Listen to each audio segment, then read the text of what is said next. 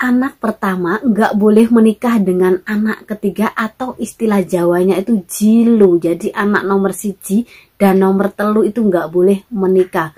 Sebenarnya mitos atau fakta sih?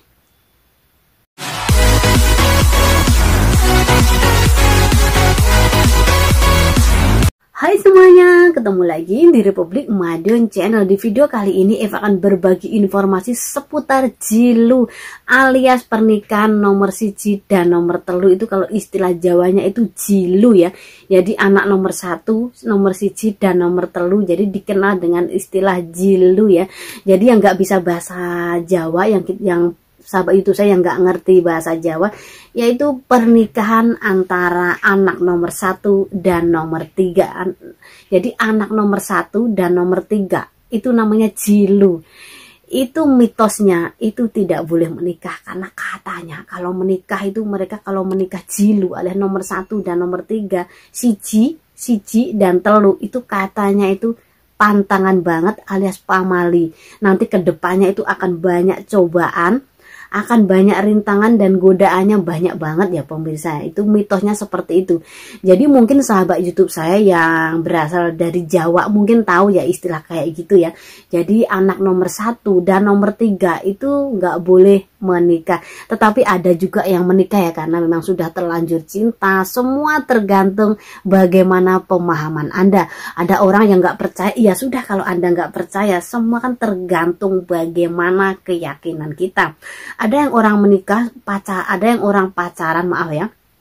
Ada yang orang pacaran itu sudah lama, mungkin pacaran sudah berjalan 5 bulan dan baru tahu, dan setelah 5 tahun itu pacaran sudah 5 tahun dia baru ngobrol ke orang tuanya, Pak Bu, saya pacaran dengan ini sudah menjalin hubungan udah 5 tahun, saya kan anak pertama dan dia anak terakhir, bagaimana? Ada juga orang tua yang mencak nggak boleh alias nggak merestui ya pemirsa, saya nggak boleh, kamu kan anak pertama, nggak boleh menikah dengan anak nomor 3.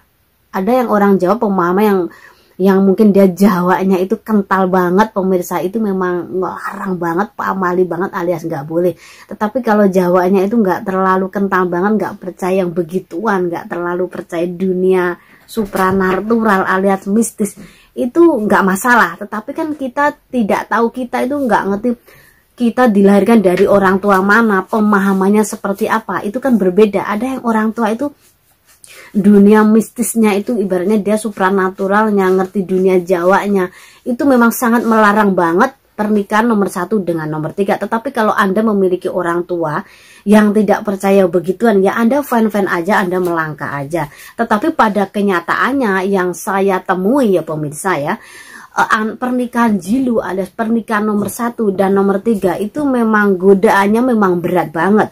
Bukan berarti orang yang menikah nggak nomor 1 dan nggak nomor 3 nggak ada cobaannya. Setiap pernikahan itu pasti ada cobaannya, dan setiap cobaan dalam pernikahan itu berbeda. Ada yang diuji dari segi materi, ada yang diuji dari orang ketiga, ada yang diuji dari faktor lingkungan, ada yang diuji dari hadirnya orang ketiga, mungkin perselingkuhan, atau mungkin faktor orang tua ataupun mertua kayak gitu. Ada yang diuji dari keluarga, mungkin keluarganya terlalu mengatur. Ada yang diuji dari tetangga, kadang diuji dari anak, diuji dari sakit. Jadi setiap pernikahan itu ada cobaannya masing-masing. Jadi bukan berarti yang pernikahannya itu nggak jilu, nggak ada cobaan. Setiap pernikahan dan setiap orang yang hidup, setiap makhluk hidup itu pasti dihadapkan dengan cobaan. Tergantung bagaimana kita menyikapi dan bagaimana kita menyelesaikan persoalan gitu ya. Jadi kalau Anda yang kebetulan itu pernikahannya jilu, kalau Anda baik-baik aja, yaitu ya alhamdulillah kayak gitu ya. Memang kita semuanya pasrah sama yang di atas, jangan terlalu percaya mitos-mitos yang terlalu begituan. Memang ada yang percaya, ada yang tidak. Kalau Anda percaya ya silakan Anda lanjutkan dengan pemahaman Anda. Kalau Anda nggak percaya ya silakan. Semua kan tergantung bagaimana kita. Semuanya kita pasrahkan sama yang di atas, kita pasrah sama Tuhan ya. Segalanya itu apapun yang kita terima kan Tuhan yang memberi cobaan, dan kita juga minta pertolongan juga sama yang di atas. Tetapi yang kebanyakan itu memang orang yang pernikahan jilu itu memang godaannya berat banget. Saya memang pernah ngelihat, memang ngerasain itu. Saya punya temen itu tetangga kampung, pernikahannya jilu, nggak direstui orang tua. Setelah menikah jalan 1 bulan, itu orang tuanya sang wanita meninggal. 2 minggu kemudian bapaknya sang wanita. 2 bulan kemudian mertua laki. Setelah 3 bulan kemudian orang mertuanya yang perempuan. Setelah itu yang laki-laki meninggal, pengantin lakinya meninggal, dan kemudian sang perempuan meninggal. Itu fakta. Atau jadi orang tuh berasumsi, asumsinya orang, pandangan orang tuh sudah menggiringnya itu sudah, oh ini pana mungkin karena pernikahan jilu ya, antara nomor 1 dan nomor 3, alias pernikahan nomor 1 dan nomor 3. Ada yang orang yang agamanya bagus banget ya, kita bukan berarti yang percaya supranatural agamanya nggak bagus. Mungkin yang pemahamannya nggak percaya dunia mitos kayak gitu, dia pemahamannya itu mungkin memang takdir ilahi, dia meninggal memang secara berurutan alias beruntun. Jadi antara mertua, besan, dan pengantin itu berurutan, mungkin memang nasibnya, memang takdir hidupnya sampai di situ. Ada yang berasumsi memang tanggapannya itu, pandangannya memang mungkin karena itu dia nggak direstui dan itu pernikahannya jilu. Jadi ya seperti itulah yang terjadi. Jadi semuanya tergantung bagaimana Anda ya pemirsa ya. Tetapi kalau bisa itu, kalau menurut saya, karena saya juga orang Jawa ya pemirsa ya, orang Jawa saya kental banget dengan dunia kayak seperti itu, karena kebetulan bapak saya juga orang yang ngerti begituan ya, orang yang mengerti dunia supranatural. Jadi ya alhamdulillah banyak tahu kayak gitu ya. Itu kalau bisa itu pernikahan jilu itu memang dihindari ya pemirsa ya, antara nomor 1 dan nomor 3. Tetapi kalau Anda sudah terlanjur cinta, Anda nggak bisa, ibaratnya nggak bisa lepas dari dia, pokoknya saya harus hidup berdua dengan dia, harus menikah dengan dia, ya silahkan dilanjut kayak gitu ya. Kita kan cuma ngasih arahan aja, itu kan mitos. Saya kan di sini memang kontennya memang mitos atau fakta. Jadi kalau Anda nggak percaya mitos seperti itu ya, Anda silakan melanjutkan hubungan Anda, silakan dilanjut. Kalaupun ada yang terjadi, anggap aja itu cobaan dari Tuhan Yang Maha Esa ya. Kalaupun terjadi ya itu mungkin kebetulan saja kayak gitu ya. Tapi kenyataannya ya, realitanya di daerah Jawa, itu di daerah Jawa kalau pernikahan jilu itu memang pantangan banget ya. Tapi nggak semuanya orang Jawa mengerti dunia yang beginian ya pemirsa ya. Ada yang memang dia orang Jawa tapi nggak ngerti dunia beginian, memang ada juga ya pemirsa ya.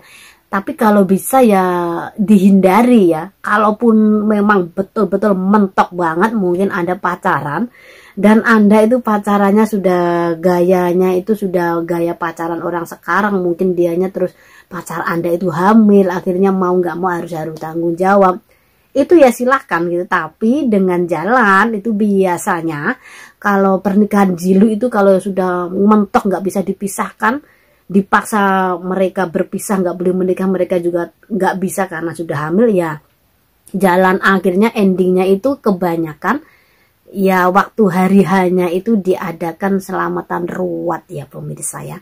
Kalau bagi orang Jawa pasti tahu ya selamatan ruwat itu seperti apa ya. Selamatan ruwat itu dikhususkan untuk membuang sial ya pemirsa ya. Jadi yang mungkin yang tadi seharusnya itu nggak terjadi ini itu, biar nggak terjadi hal-hal yang tadi inginkan. Kalau Anda nggak percaya dengan selamatan ruwat ya, ya kita banyak-banyak sedekah, kita berbanyak sholatnya, kita biasanya sholat 5 waktu ditambah dengan sholat sunnah, kita sholat tahajudnya dibanyakin, banyak sedekah, zikirnya dibanyakin, kitanya berbuat yang baik, mungkin itu juga akan menghilangkan nasib sial kita gitu ya.